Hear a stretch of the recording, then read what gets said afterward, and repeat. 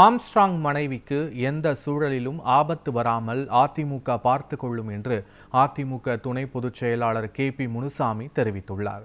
கிருஷ்ணகிரி மாவட்டம் பர்கூரில் அதிமுக வேட்பாளர் கோவிந்தராசன் அறிமுகம் கூட்டம் மற்றும் செயல் வீரர்கள் கூட்டம் நடைபெற்றது. இந்த கூட்டத்தில் அதிமுக துணை பொதுச் செயலாளர் KP முனுசாமி கலந்து கொண்டு வேட்பாளரை அறிமுகம் செய்து வைத்தார்.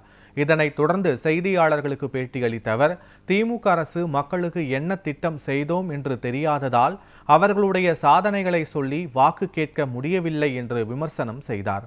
31 ஆண்டு கால அதிமுக ஆட்சியை குறை சொல்ல முடியாமல் ஸ்டாலின் பாஜகவை விமர்சிப்பதாக அவர் குற்றம் சாட்டினார்.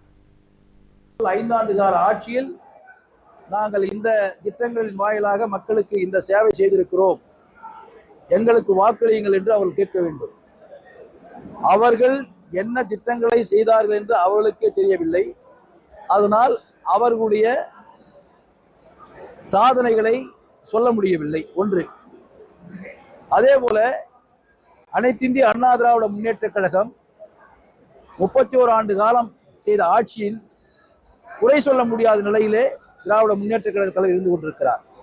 எனவே அவரை பற்றி சொல்வதற்கும் அவர்கிட்ட விஷயம் இல்லை, எங்களை விமர்சனம் செய்வதற்கும் அவர்கிட்ட பொருள் இல்லை. அதனால் மத்தியிலே ஆட்சி இருக்கின்ற பாரதிய ஜனதா கட்சியை உள்ளே இழுத்துக் கொண்டு அவர் வருகிறார் அவர் வருகிறார் என்று அவர் சொல்லிக் கொண்டிருக்கிறார். எங்களுடைய தலைவர் எடப்பாடியார் அவர்கள் அவருக்கு ஒரு தொகுதியை ஒதுக்கி கொடுத்திருக்கிறார்.